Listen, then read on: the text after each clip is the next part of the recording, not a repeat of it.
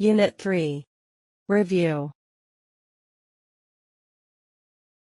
Reading. Read the text and choose the best answers. A, D.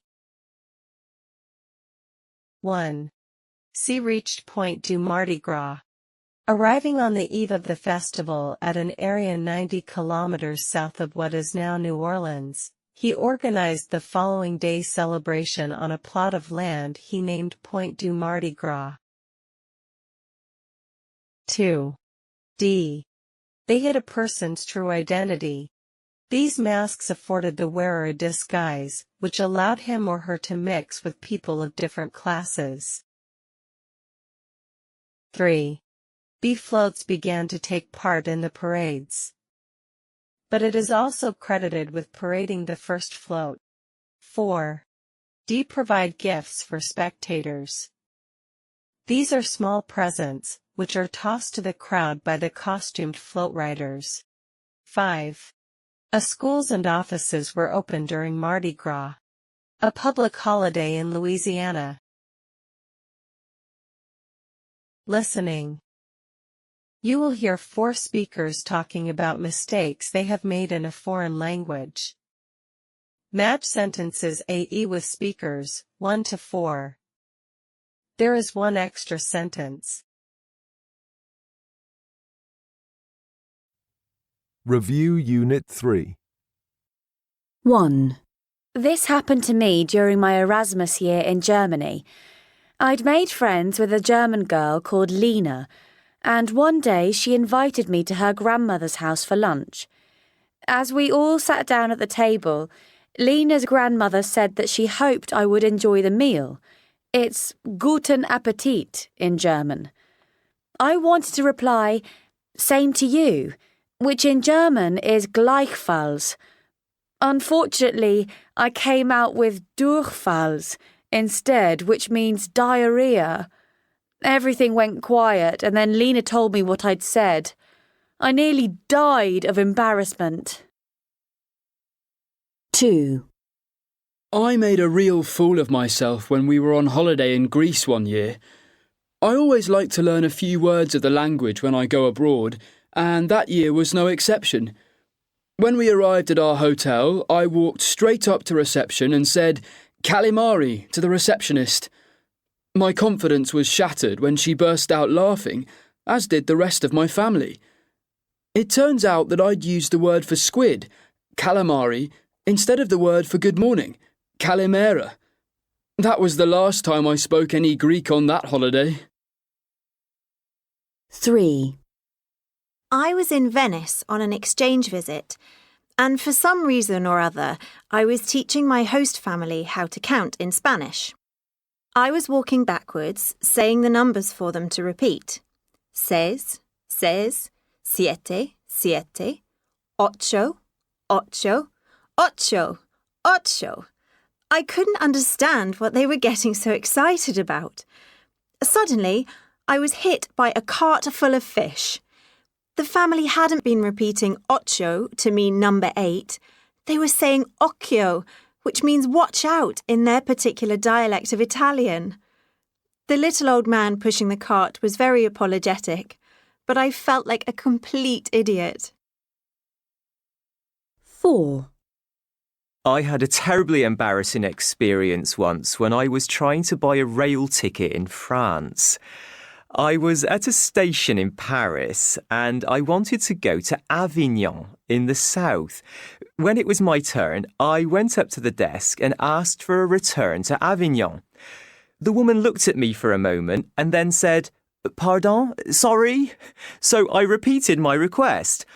Imagine my surprise when she told me they didn't sell that kind of ticket at the station. It appears that I hadn't said Avignon correctly and she had understood avion, plane.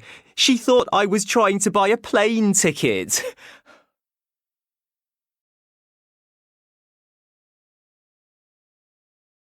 Let's check the answers.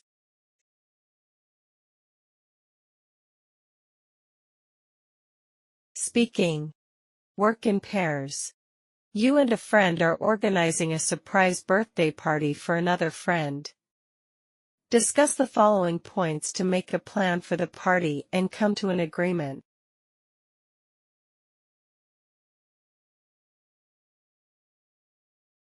Hey! We need to plan the surprise birthday party for Lan. When do you think we should have it? I was thinking about doing it on Saturday. It's the weekend, so everyone will be free. What do you think? Saturday sounds perfect. That gives us enough time to get everything ready. Now, where should we have it? I was thinking maybe at her favorite cafe. That's a good idea, but it might be a bit crowded. How about we have it at my place instead? We can decorate it, and it'll be more private. You're right, a private place would be better. Your place it is. Now, how many people should we invite? Let's keep it small, just her close friends and family. Maybe around 10 people. Agreed. A small group will make it more special. What about gifts? Should we get something together or individual presents? I think a group gift would be nice, something meaningful. Maybe we can get her that bracelet she's been eyeing for a while. That's a fantastic idea. She'll love it. We can split the cost. Should we ask the others to pitch in, or should we handle it ourselves? Let's ask the others. I'm sure they'd be happy to contribute. So we've got the day, venue, guest list, and gift all sorted. Anything else? I think that's everything. We just need to keep it a secret. I'm so excited. Anna is going to be so surprised. Me too. Let's start sending out the invitations and get planning. This is going to be amazing.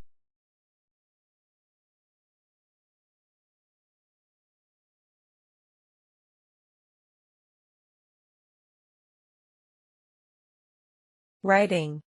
Some students choose to go backpacking in the holidays. Is this a good idea? Write an essay, 180 to 200 words, in which you express your opinion considering the impact of this kind of holiday on the students and on the countries they visit.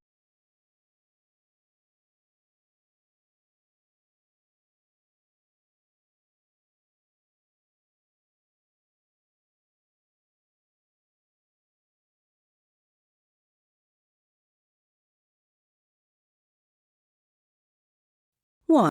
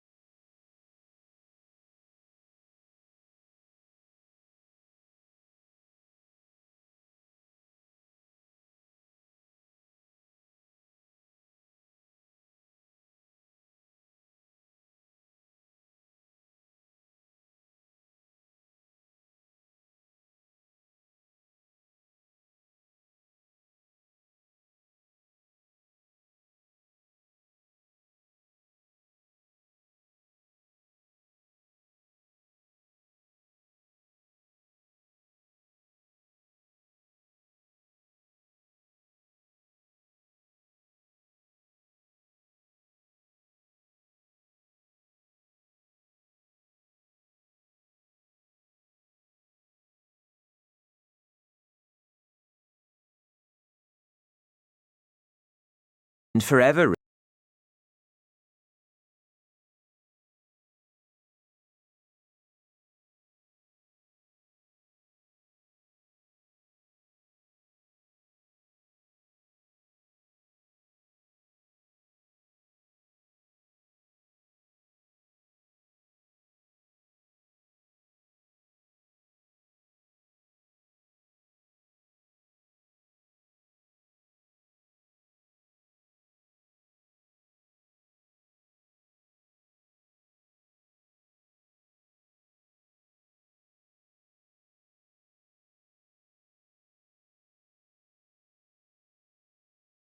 that I was